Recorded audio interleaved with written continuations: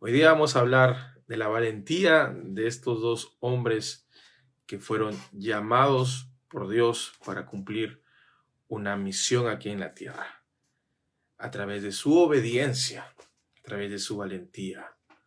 Porque veremos a lo largo de este estudio que hacer la voluntad de Dios no es sencillo.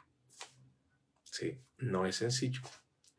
Aunque algunos te pinten las cosas de manera diferente, sí demanda un esfuerzo, tiene un costo, y hoy lo vamos a ver. Mateo capítulo 1, verso 18 en adelante, dice así: El nacimiento de Jesucristo fue así. Estando desposada María, su madre, con José, antes que se juntasen, se halló que había concebido del Espíritu Santo. Lo primero que vemos aquí es que el nacimiento del Señor Jesucristo se aperturó con María. María es un personaje muy importante dentro del Evangelio. María estaba desposada, es lo primero que vemos aquí. ¿Qué significa desposada? Es que estaba separada por José. Pero el desposorio era la primera etapa legal en el matrimonio judío de ese tiempo. Recuerden que el matrimonio en el contexto judío es muy diferente al contexto nuestro. Y también va a variar el tiempo, los años. El desposorio que se encontraba María consistía en un compromiso de amor. Y definitivamente era amor, porque para llegar a la consumación del matrimonio, que es el acto sexual, se tenía que pasar algunas etapas. Y el desposorio se encontraba dentro de la primera etapa. No había intimidad, no había convivencia, pero sí había un compromiso de por medio. Dentro de la primera etapa encontramos la dote. ¿Qué es la dote? Era un dinero arreglado entre la familia del esposo, o en este caso con la familia del novio y con la familia de la novia, para que pudieran de esa manera asegurar un futuro sin pobreza. El novio otorgaba este dinero al papá de la novia para que ellos se sientan tranquilos, ¿no? Que su hija estaba siendo entregada en manos de una persona trabajadora, que tenía visión, que tenía proyectos, o que tenía una base de dinero. Entonces, la dote era para la manutención de este matrimonio. Pero no solamente la dote se quedaba allí, porque aunque era para una seguridad económica, también era para ayuda de los padres, ya que se estaban llevando a una mujer de su casa. Y en el contexto judío de aquel entonces, una mujer hacía trabajos domésticos y era una fuente de ingresos. Te estaba llevando prácticamente a alguien que no solamente amaban, sino que también les generaba ganancias. Entonces el novio tenía que comprarla, en palabras más exactas. Recordemos un poco lo que pasó siglos atrás con David y Saúl. Saúl le dice a David: te voy a dar a mi hija, pero tienes que entregarme 100 prepucios de los filisteos. Eso quiere decir que en el contexto judío para que un papá entregue a su hija, el novio, la persona interesada, necesitaba pagar. ¿Sí? O sea, eran por estos factores el que se ejercía la dote en el tiempo judío. Pero dentro de esta primera etapa también se encuentra la ceremonia, que no es lo mismo que una boda pública, sino que era la bendición de un rabino o un anciano. Ellos bendecían la unión, oraban por ellos. Pero dentro de esta primera etapa también sigue ahora el punto 3, que es el desposorio, donde se encontraban ellos. Porque ellos no solamente estaban unidos de palabra, estaban unidos bajo la dote, que incluía dinero, la bendición por un anciano o por un rabino, sino que ahora ellos también estaban bajo un periodo de espera, que era el desposorio. El desposorio era una espera en donde realmente uno comprendía si es que esta persona iba a ser fiel, iba a trabajar para poder sostener y darle una mejor calidad de vida a la esposa. Pero dentro de este tiempo, que no era poco, era aproximadamente un año de espera. A ver, ¿quién de ustedes se atreve a esperar así a su esposa después de ya tener todo ese tipo, la dote, ya di, ¿verdad? Ya me bendijo el cura, ya me bendijo el pastor, ya. ¿Y ahora qué? ¿De frente te quieres ir luna de miel? No, acá hay un tiempo de espera prolongado, un año, con la cabeza caliente. Pero es que el amor no es solo sexo, como decía una canción por ahí. El amor va más allá que los toques, que la intimidad sexual. El amor todo lo espera, dice Corintios. Y este periodo de espera, que el desposorio, era una demostración del amor que se tenía. Que no iba a ser un matrimonio cualquiera, iba a ser un matrimonio con propósito. Pero en este tiempo de espera,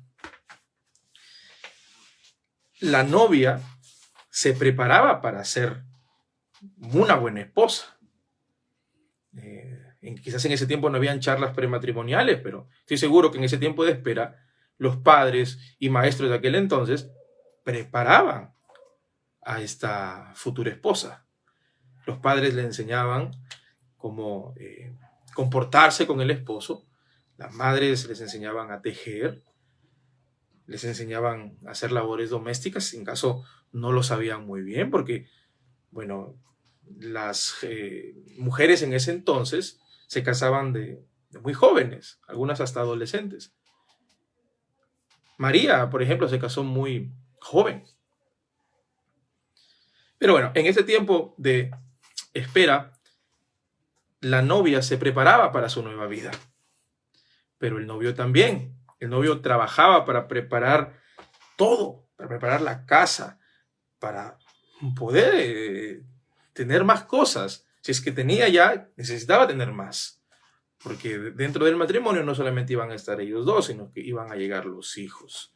Y en el contexto judío, tener hijos era una bendición de Dios. Y no solamente en el contexto judío, también en nuestro contexto. Pero ahora nosotros hacemos planificación familiar y ya no es igual como en aquel entonces. De ahí viene la segunda etapa.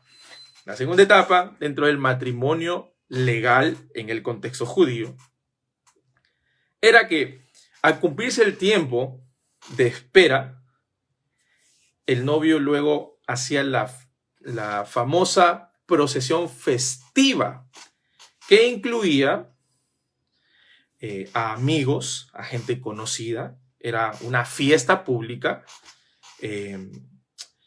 había mucha música, había comida y habían lámparas. Por eso también hay una historia dentro de la escritura, que sí es una parábola, y habla sobre las 10 vírgenes. y estaban esperando al novio, ¿verdad? Entonces, la fiesta era así con lámparas. Y las bodas no duraban un día ni dos, duraban muchos días. El contexto de las bodas de Caná era un tiempo de fiesta para ellos. El matrimonio era tan sagrado y tan valorado que tenían que celebrar como si estuviesen en el cielo, literalmente. Ellos sabían cómo disfrutar una boda. Y en las bodas de Caná no era una boda, eran las bodas. O sea, habían varios esperando ya que lleguen a esa etapa final. Porque esta fiesta pública, donde la gente se enteraba ya, recibía la invitación para que asistan a este matrimonio, era muy, muy especial. Y era la etapa en donde ya luego entran en la luna de miel, donde ya podían consumar su amor después de esperar tanto.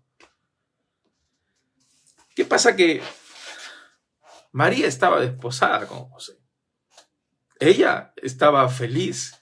No sé si en la mitad del año de espera o al principio, no lo especifica la Biblia, pero lo que sí sé es que tanto María como José estaban enamorados, se amaban, se respetaban. Y en ese contexto es donde Dios se le aparece a María. Estando desposada María, la madre, su madre, con José, antes que se juntasen, se halló que había concebido del Espíritu Santo. ¿Cómo puede uno comprender esto? Después de tantos procesos para llegar a una consumación digna, era justo para María y para José recibir esta misión, porque ellos, ahora nosotros alabamos esta historia y le damos gracias a María por ser un instrumento y a José por ser valiente. Pero si nos ponemos en el lugar de ellos, hubiera sido muy doloroso para nosotros esperar tanto, sacrificar tanto, planificar tanto. El verso 19 dice: José, su marido, como era justo y no quería infamarla, quiso dejarla secretamente. ¿Pero por qué quiso dejarla secretamente? Porque no se creía la historia de que ella había concebido del Espíritu Santo. En Lucas, recordemos que estamos en Mateo, pero en Lucas, cuando el ángel le dice a María que iba a tener un hijo, ella dice: pero ¿cómo será esto si yo no he conocido varón? Porque lo normal era que si alguien tenía un hijo, era porque se había unido con un varón. Y María no se había unido con José ni con nadie en su vida, por eso se le llama la Virgen María. No había tenido intimidad con nadie. Nosotros ahora aceptamos de que María fue un instrumento de Dios y de que el Espíritu Santo vino sobre ella, que no fue nadie. Nosotros lo creemos. Pero para ese tiempo, ese hecho era muy increíble, muy raro.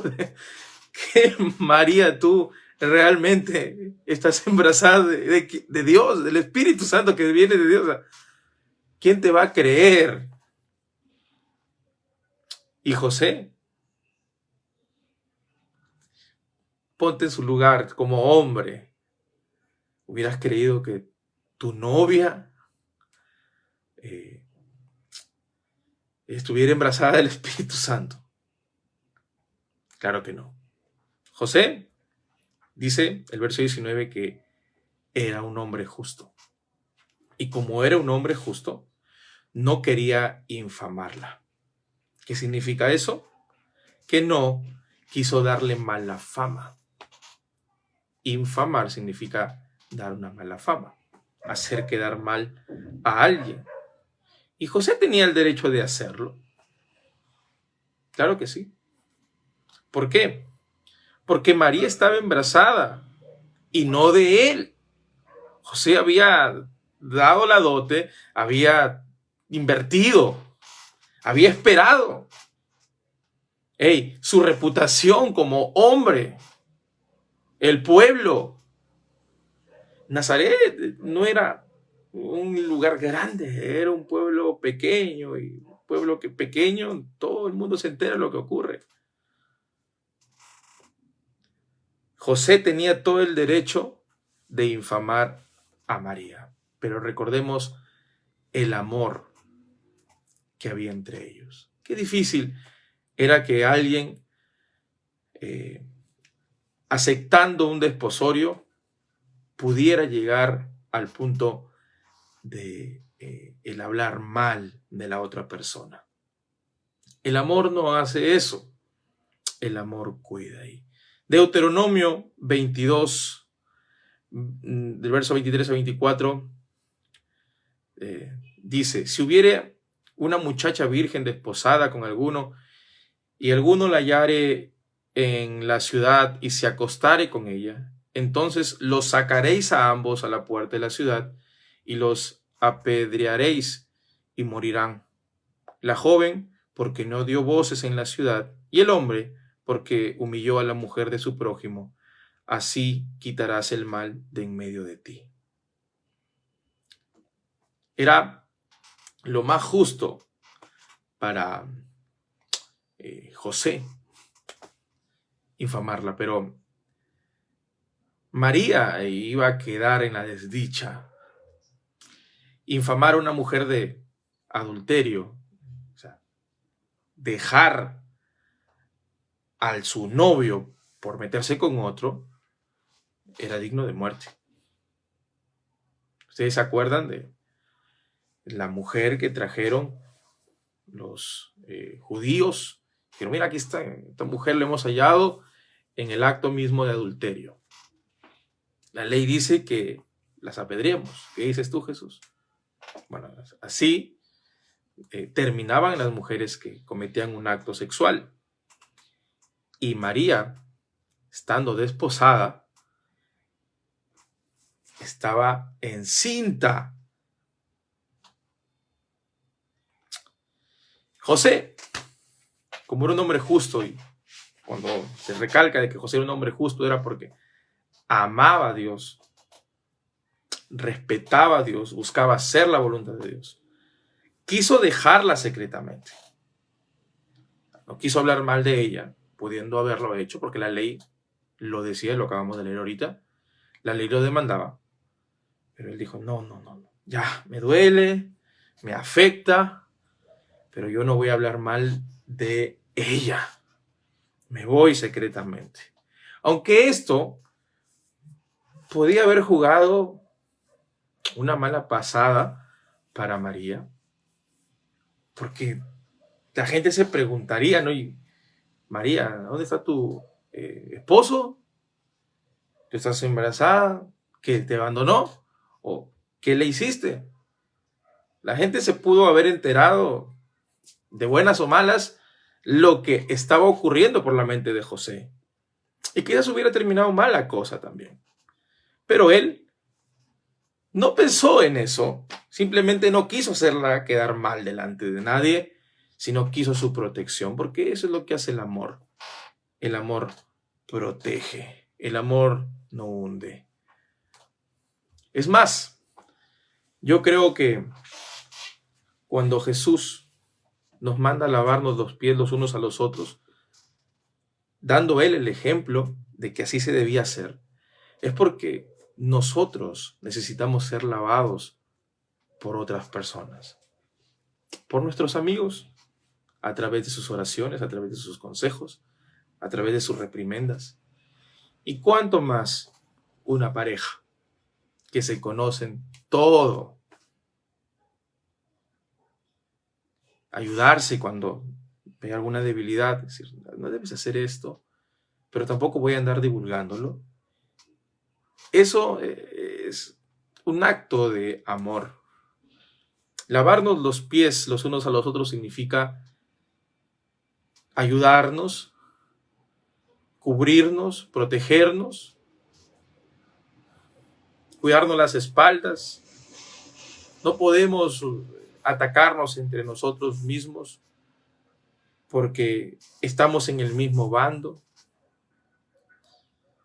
José quiso dejarla secretamente. Yo creo que esa fue su última acción de amor que quiso darle a entender a María. En su humanidad no quiso hacer nada más allá que el abandono. Quiso dejarla secretamente. Pero también en su mente pudo haber pasado la idea de darle una carta de divorcio, porque en la ley, especialmente en Deuteronomio 24:1, dice: cuando alguno tomare mujer y se casare con ella, si no le agradare por haber hallado en ella alguna cosa indecente, le escribirá carta de divorcio y se la entregará en su mano y la despedirá de su casa. María, no sé cómo quedaste embarazada, en qué momento, me fuiste infiel, es lo primero que se le fue, o se le pasó en la cabeza. Como hombre creo que a todos les pasaría eso. Muy bien, María, te amo y todo el asunto, pero yo no puedo estar contigo. La ley me dice que yo no puedo estar con alguien así. Has cometido un acto indecente y te doy la carta de divorcio. Es más, dentro del desposorio se permitía dar carta de divorcio por algún acto indecente como el que acabamos de ver, según José y según cualquier persona en ese tiempo al ver a una mujer embarazada, aún no habiéndose acostado con su novio. Era normal dar una carta de repudio. Hay una historia también dentro de la Biblia en donde se habla de dar la carta de repudio, a no ser que sea por causa de fornicación, dice la Biblia. Esa causa de fornicación es la palabra, si no me equivoco en griego, perneia, que significa inmoralidad sexual, no fornicación como tal, porque fornicación es diferente a adulterio. El punto es que tenía que ver con un acto indecente, una inmoralidad sexual, que no se le permitía incluso entre ellos, como pareja. Entonces era normal que se den una carta de divorcio. Y posiblemente José, al abandonarla, estaba dando el primer paso, tanto de amor para no informarla, pero el primer paso a decir, bueno, es lo que voy a hacer cuando me tranquilice, cuando estén las cosas bien, cuando mis hormonas estén tranquilas, ya hablaremos. Pero el verso 20 dice, y pensando él en esto, José, estando en esa pensalona, como lo decimos nosotros, estando atormentado, dice, pero ¿qué pasó? ¿Qué hice mal? ¿Cuándo la descuidé? No sé, ¿qué no hice? ¿Por qué? ¿Por qué me pasa esto, Dios? No sé. Él estando en esos pensamientos de abandono, dice que me duele tanto, pero tengo que hacerlo porque no quiero que le pase nada. Igual yo no voy a permitir vivir una vida así, porque era un hombre justo, no merecía una persona así. Dice él pensando en esto, he aquí un ángel del Señor se le apareció. Así como se le apareció a María, también se le apareció a José. O sea, María tenía muy en claro lo que estaba pasando. José no. María pudo haberle dado explicaciones, pero José no podía concebir eso.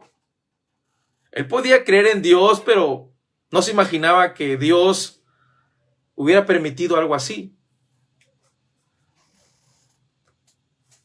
Por eso el ángel del Señor se le apareció a José en sueños. Y dice, y le dijo, José, hijo de David, no temas a recibir a María, tu mujer, porque lo que en ella es engendrado del Espíritu Santo es.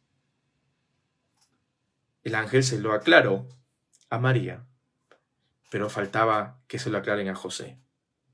Ahora José está comprendiendo el propósito en su mujer. El propósito que Dios había destinado para que María cumpliera aquí en la tierra. Lo primero que le dice es: no temas de recibir a María. Esa palabra, no temas, es importante para todos nosotros, porque no puedes estar con una persona que tienes miedo que te haga algo. Y si el ángel le dijo a José: no temas, es porque José estaba con mucho temor en su corazón, preguntándose: ¿María era así? ¿Qué hice? No entiendo nada, tengo miedo. Esta mujer, si es que yo la perdono, por ahora me digo yo la perdono, pero me da miedo que me haga algo más adelante. El ángel le dijo: no temas de recibir a María. Le dice: tu mujer, aclarándole, no se acostó con nadie, es aún tu mujer. No hay nadie detrás de él, de ella, no hay nadie que la tocó, no hay absolutamente nadie. No temas de recibir a tu mujer, porque lo que en ella es engendrado del Espíritu Santo es. Cuando dice lo que en ella hay dentro es engendrado del Espíritu Santo es porque el ángel está diciendo: esto es una obra completamente divina. Acá no hay involucrados humanos, acá el único involucrado es Dios, su Santo Espíritu. Algo que no se había visto jamás en la vida.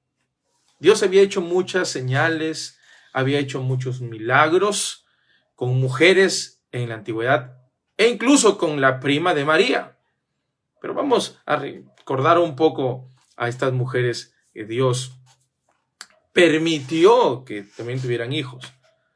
Sara, que era anciana y estéril, que es madre de Jacob, de Isaac. Dios le permitió tener hijos, ¿verdad? Pero también ocurrió con la mamá de Sansón, que era estéril. Y Dios hizo un milagro.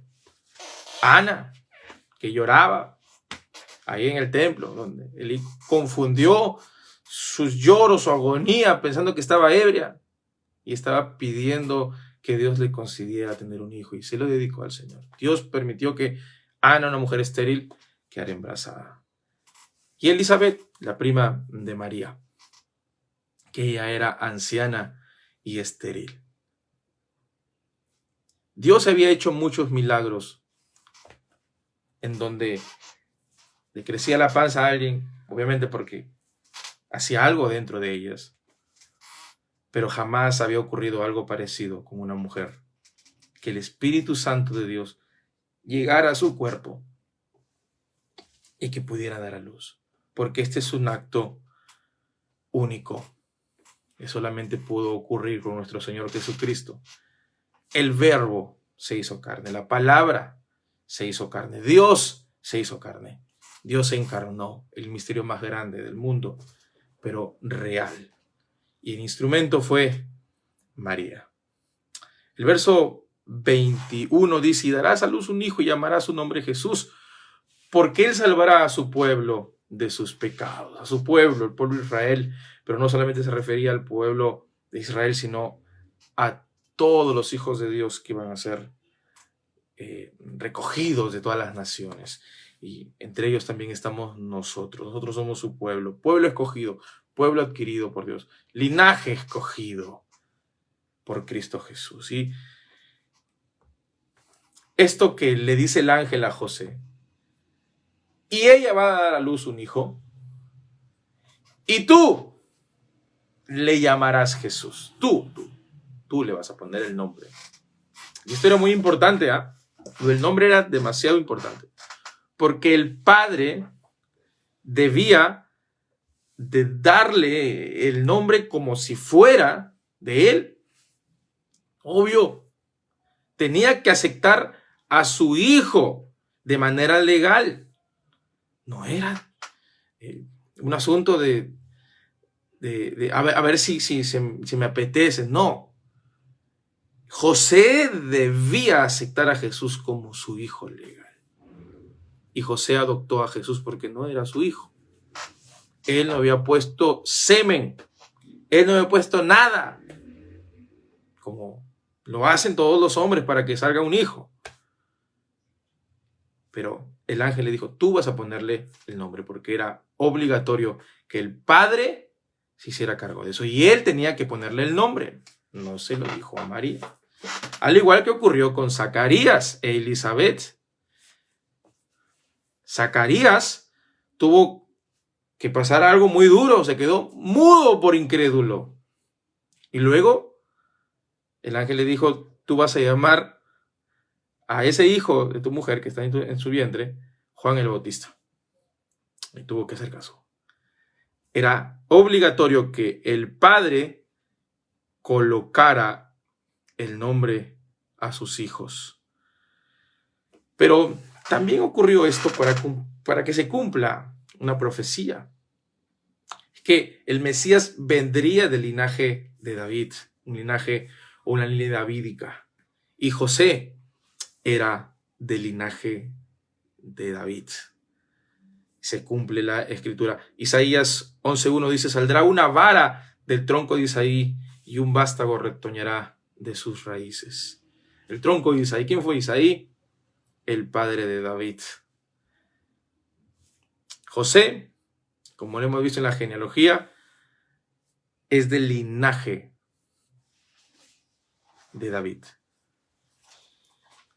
Verso 22. Todo esto aconteció para que se cumpliese lo dicho por el Señor por medio del profeta, cuando dijo, he aquí una virgen concebirá y dará a luz un hijo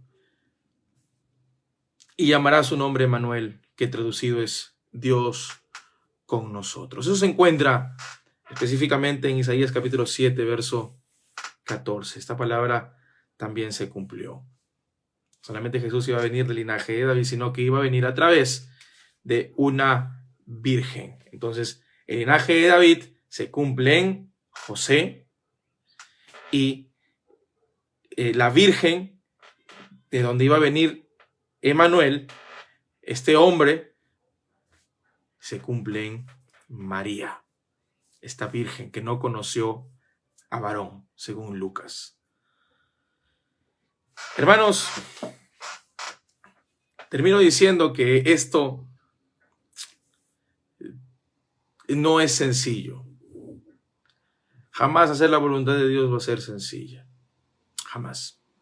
Esta misión para ellos trajo mucho sacrificio, trajo mucha negación.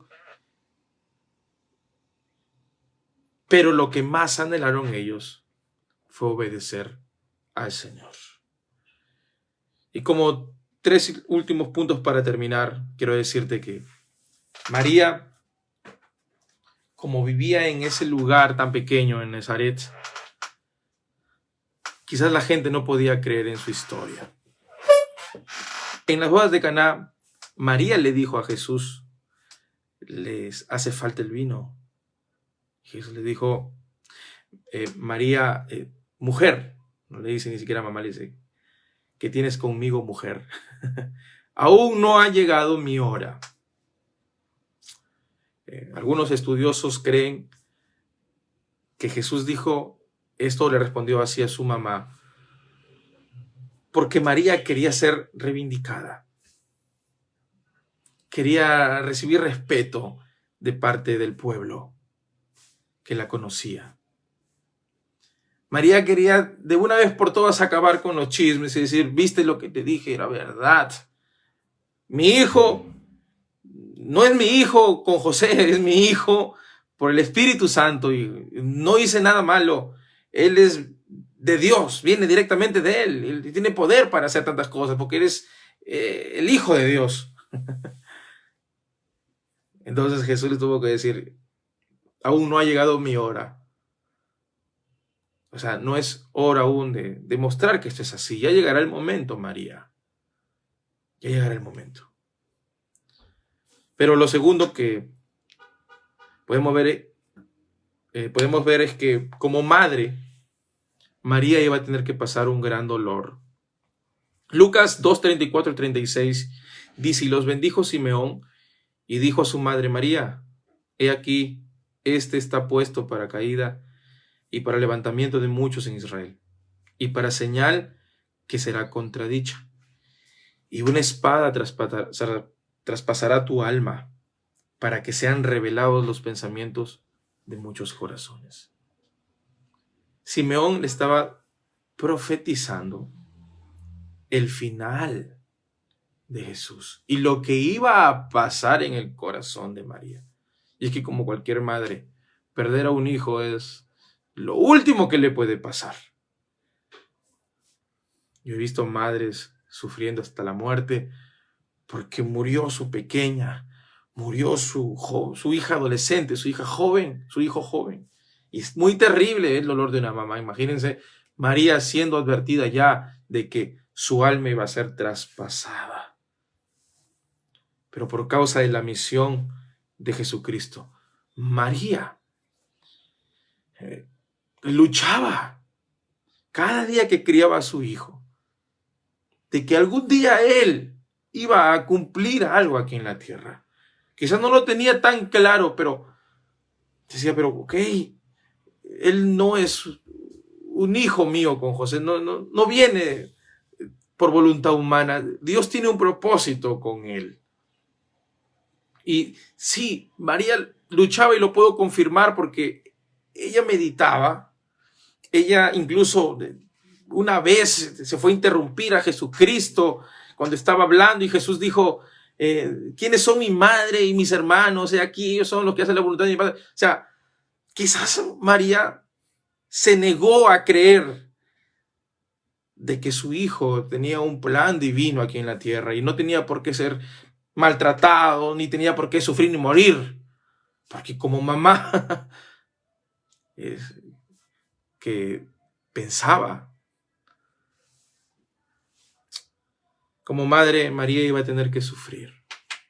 Desde que aceptó su misión, desde que aceptó decirle sí al Señor,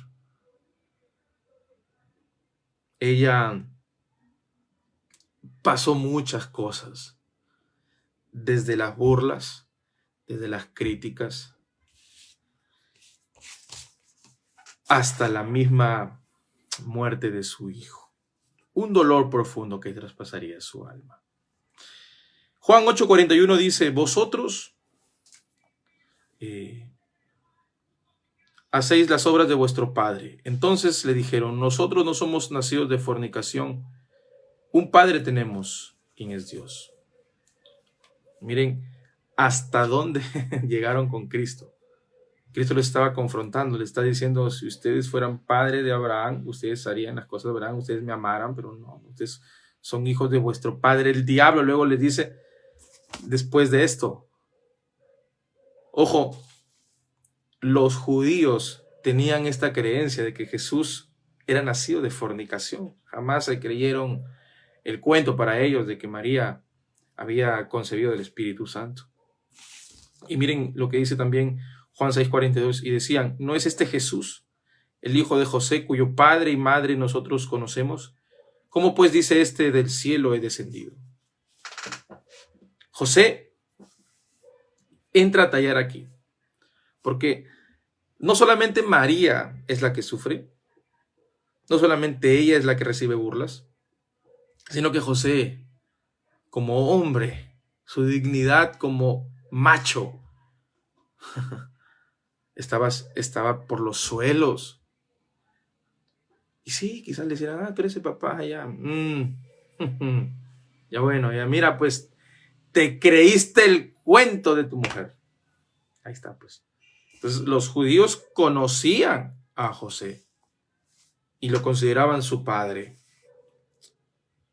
José y María renunciaron a una vida normal por un llamado eterno. Ellos quizás tenían proyectos, querían abrir algo, querían viajar, querían tener algunos hijos. Como hombres justos tenían la sabiduría, la bendición de Dios, tenían proyectos que iban a salir fenomenales. Pero de pronto llegó este llamado y les dijo, por favor, paren con todo esto, yo les tengo algo mucho mejor. Y aunque quizás fue un dolor para ellos en su tiempo, pero trascendió hasta nuestro tiempo. Vamos a decir que María hubiera dicho que no. ¿Cómo pudo haber dicho que no? Abortando, no sé, haciéndose algo, haciéndose daño, diciéndole al mismo Dios, no me uses, no pasa nada. Sin embargo, ella dijo, pues está bien, voy a sacrificar mi relación. Y José me cree, ojalá que sí. José tuvo que aceptar que su mujer estaba embarazada del Espíritu y tuvo que aprender a vivir con eso. Y luego ver a su hijo, que no era su hijo, pero tuvo que decir, es mi hijo, yo le puse el nombre Jesús. Y te van a decir, Jesús, está tu padre José, no es hijo de carpintero. Tuvo que acostumbrar esa vida. Esto nosotros lo vemos sencillo, pero colocándonos en su pellejo no lo es. Ellos renunciaron a una vida como la tienes tú, normal, sin problemas, que vas al trabajo, que tienes tus cosas, sí, pero normal.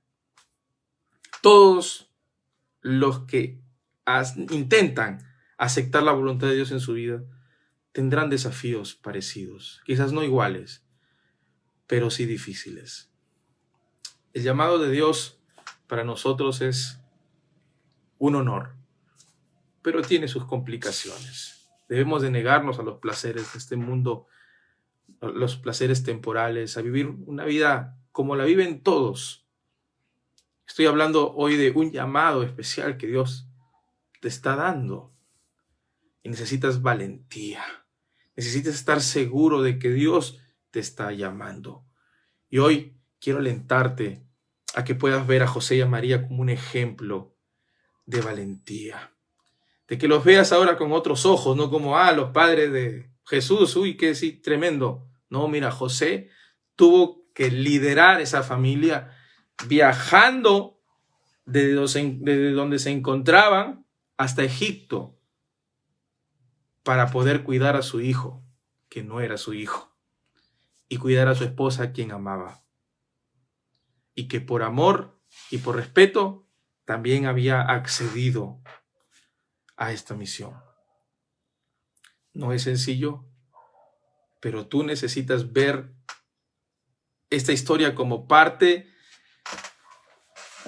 de una motivación que Dios está haciendo para que des pasos, para que creas que el plan de Dios siempre es perfecto y que cada vez que estás en el plan, Dios va a darte mucho más de lo que tú te imaginas. Nosotros somos muy limitados en ver, no vemos el futuro, tenemos pizcas de esperanza y sí, bueno, a ver, esto puedo alcanzar, pero tú no sabes lo que Dios puede hacer cuando tú le obedeces. María no está aquí para vivir todo lo que estamos viviendo, ni José, pero de seguro que algún día cuando estemos en el cielo y hablemos con ellos, va a ser tremendo. Gracias a Dios por usar a personas como tú, que no importa lo que te esté pasando, pero gracias a tu obediencia está siendo de bendición a muchos lugares. Yo oro por ti y bendigo tu ministerio, bendigo tu sacrificio, tu esfuerzo. Síguelo haciendo. En lo que estés dedicado, tu trabajo, no sé, no importa cómo estés sirviendo al Señor, sea con tus finanzas, sea con tu tiempo, sea con tu servicio pastoral, con tu servicio ministerial, con las misiones, no sé. Pero le doy gracias a Dios por tu vida. Porque si no estuvieras tú, hubiera un vacío en ese lugar. Hoy te animo con esta historia a que puedas ser valiente, que podamos ser valientes en el llamado de Dios. Que Dios nos dé fuerzas. Y recuerda esto. Jesús mismo lo dijo. El que me sirve, mi Padre le honrará. Nunca te olvides. El que me sirve, mi Padre le honrará. Yo honro a los que me honran. Dios te bendiga. Bye.